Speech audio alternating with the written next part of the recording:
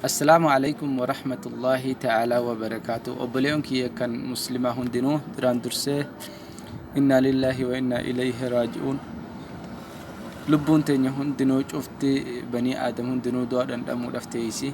أبليس كي يكون قدنا أرسي بها كيسا كرا صديق أساني جراني نمو أكرمتي بينما لي سرتي كيسي سانا من بيكون هنجرو كليسا هرجيسا كيست أمريتا كناف ماتين إسا نمون بيتا مجاكنا نمني نسبيه في الرسا هندبمو شير قد أولي دبر ساتي كارا كيساتين أكنو كن نمتني لكوسي سنيف كينيا لكوس كنا رب البلتني ماتين إسا أكنو كن نمتن بربانا ماتي إساتي أرجو بربانا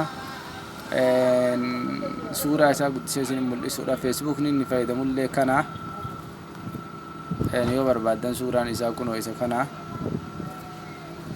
nan beeytan dhabamtan jedheetti yaada suuraalee biraas isinitti agarsiisa isa kana namoonni isa beeytan hin dhabamtan ta'a kanaaf akka nu dubbistanii lakkoofsa isiniif maxxansinaa nama kana akka maatii biraan nuuf geessan isin jenna warri isan beeyin illee sheer gochuudhaan akka yeroo gabaabaa keessatti maatii isaa qunnamnu akka nu taasiftan isiniin jedha.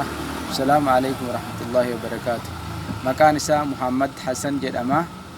Kanaaf jabaadhaatii gurbaa kana nama lubbuu keessa jirtu du'e jedhanii wanta godhan rabbii keessa daadhu rabbi irra illee hin qaanfatan ni gaame gurbaan du'ini oksijiinii irraa baafatan nus maallaquma kaballaame mucaa kana jechuudha rabbii keessa daadha.